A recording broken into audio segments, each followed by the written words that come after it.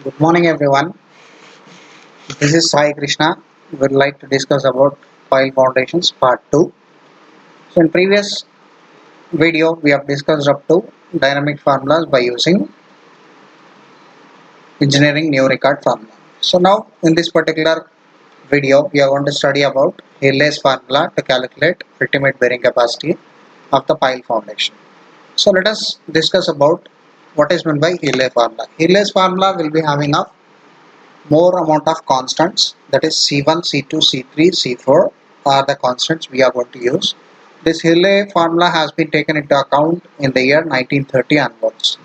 So this is the equation we can clearly observe. The Hille formula which has been given is W into H into capital H into eta B divided by S times 0.5 times C.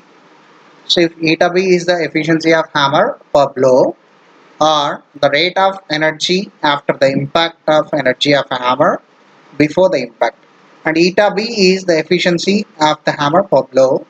Eta is the efficiency of hammer. Eta B can be calculated by using these formulas. When W is greater than CR into WP and W is less than CR into WP, we'll utilize these two formulas to calculate efficiency of a hammer per blow.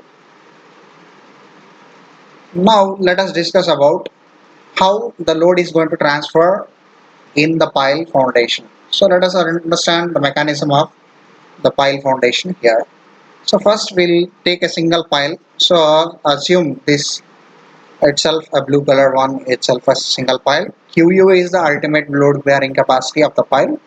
So QU is equal to QS plus QP, where QS is the skin friction of the pile between the soil and the pile, and QP is the end bearing resistance or tip resistance of the pile foundation. So the ultimate load carrying capacity QU can be calculated by means of skin frictional resistance plus point bearing resistance. So now we'll discuss about how to calculate the load carrying capacity by using static formula. So in static formulas, we are going to study about the two cases. One is by cohesive soil, one more is in cohesionless soil. So as we discussed in the previous slide, QU is QS plus QP. So here also QU is the end bearing resistance, QP is the end bearing resistance, and QS is the skin frictional resistance. So QU is equal to QP can be rewritten as CNC into AP plus QS can be re-represented as alpha C into AS, where QU is the ultimate bearing capacity of the pile foundation, the AP is the cross-sectional area of the pile foundation, NC is the bearing capacity factor, C is the cohesion value, AS is the surface area of the pile, which is pi into D into L, alpha is the adhesion factor. So now we'll discuss about pile load carrying capacity in case of cohesionless soils. Same as it is, the same formula will be remaining. QU is the ultimate load carrying capacity, QP is the bearing capacity at the tip of the pile, and QS is the surface bearing capacity. QP can be represented by small qp into AP, and QS can be represented by Fs into AS, where QP can be rewritten as Q times NQ plus 0.4 gamma B and gamma. Q is the effective overburden pressure at the tip of pile. NQ and N gamma are the bearing capacity factors. B is the width of pile or the diameter of the pile. And gamma is the unit weight of the soil. So here we are able to calculate QP only. QP can be calculated by using QNQ plus 0.4 gamma B and gamma. This is circular pile, that's why we are using 0.4 at the last term. Because we are considering these are cohesionless soils, first CNC plus QNQ plus 0.4 gamma B and gamma will be going to the equation, but C is 0, cohesion first term CNC will become 0, only the left out portion is QNQ plus 0.4 gamma B and gamma. Next, we'll discuss about how to calculate F into S, that is Fs is frictional surface area, K into sigma V into tan delta, or Fs can be represented as sigma H into tan delta. where delta is a frictional between the soil and the pile foundation, and sigma v is a vertical stress, sigma h is a horizontal stress, and k is a coefficient of earth pressure. Coefficient of earth pressure can be calculated by using 1 minus sin pi by 1 plus sin pi, or 1 plus sin pi by 1 minus sin pi if it is active or passive earth pressure conditions. So now let us discuss about under-reamed piles. Under-reamed piles are board cast in situ piles. These piles are made of concrete. We are going to utilize these under-reamed piles when we are going to have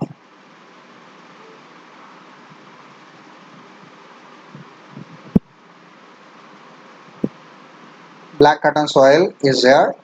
So here where these are suitable only in case of black cotton soils are loosely filled subsites which are newly formed sites. Weak or expensive soils such as black cotton soil. What we are going to do is, in addition to our pile foundation, simple this pile, we are going to add a triangular variation or triangular wedge like this, which we are increasing the diameter of the pile by using provision or extension. The diameter of the pile at the top is B, at the bottom is B1. This only one we are providing, that's why we are considering it a single under-reamed pile. If you are going to provide multiple, then it is considered as double under-reamed pile. So what is the purpose of having this under-reamed piles is to enhance the bearing capacity of the pile foundation in especially the black cotton soil if we are going to get back in meanwhile while driving. So in case of load carrying capacity, what is the difference we are going to expect? As usual, the formula will be same. QU is equal to CNC into AB plus alpha C into AS. But to calculate the area of the pile or enlarged area of the pile, what we need to do is pi by 4 into B square, that is the diameter, B is the width. We have taken it as B is the diameter. That's what we have substituted, but we are going with enlargement. At the top we are having B, at the bottom we are having B1. So for that what we need to do is pi by 4 into B1 minus B whole square, we are going to get back or the change in area we will get. So based on that we can substitute here the AB value and we'll get back alpha is already I said friction between the soil and the cohesion, and C is the cohesion value and C is the bearing capacity value, alpha is addition factor, C is the cohesion, and A is surface area which is pi into D into L. And again next we'll go back to, as we have seen the load carrying capacity of a single pile. Now let us discuss about the piles in group. So piles in group are very usually commonly used. So these group of piles can be used 2 or more. Minimum we require 2. As many we can go up to 10 or 12 piles depending upon the design or the requirement. Now we can calculate the load carrying capacity of the group of piles by using the following formula. So these are formula. QU is the ultimate load carrying capacity of the pile group, which is equal to capital N times small qu into n, where capital QUG is the load carrying capacity of the pile group, capital N is the number of piles present in a group, QU is the allowable load carrying capacity of a single pile, and N is the group efficiency of the pile foundation. So likewise we'll observe a group of piles can be observed if we are provided in square pattern. 4 group of piles are there. This is the length of pile, that is the length of pile group, and this is the width of pile group B. And area can be represented as L into B. But surface area is equal to, we need to take 4 sides, that is B plus B, L plus L, which is equal to 2 times B plus L into the diameter we are going to consider, or the depth at which they have been provided. So here we need to calculate the ultimate bearing capacity of this pile foundation as a block or group. We are having this formula QU into G is equal to CNC into AB plus C into AP, where C is the cohesion between the soil particles, NC is the bearing capacity, AB is the area of the block, AP is the area of the pile at single pile. So next will, as I said, n value will be the efficiency of the groups. So to calculate the efficiency of the group, what is the definition we are going to look after now? Eta G is the efficiency of group. We are going to calculate. It is defined as the ultimate bearing capacity of the group to the ultimate bearing capacity of single pile present in a group multiplied by n number of piles which are present. So this is a formula we are going to use to calculate the efficiency of a groups. So QUG is the total ultimate bearing capacity of a block if you consider the pile foundation in a group as a single block. So we'll take that load carrying capacity divided by individual load carrying capacity multiplied by n number. We'll get back the load carrying capacity of the piles. Now let us discuss about how much amount of what is the settlement of the pile groups which can be present. So here we can observe for single pile this is a settlement value we can observe, this is the amount of settlement. If we go for multiple piles, so two piles are being present, so these two piles will be having this is a settlement value, but if you consider as a group individually they are having this is a settlement, this is a settlement, but if you consider as a group we are having this much amount of settlement is what happen. But if you consider complete the pile group which is been present, this is a settlement value. So this happens because in group we are going to expect high amount of settlements than individual, because both immediate and consolidation settlements are going to happen very fastly. Now let us discuss about the settlements values. How should we calculate the settlement and where should we calculate the settlements?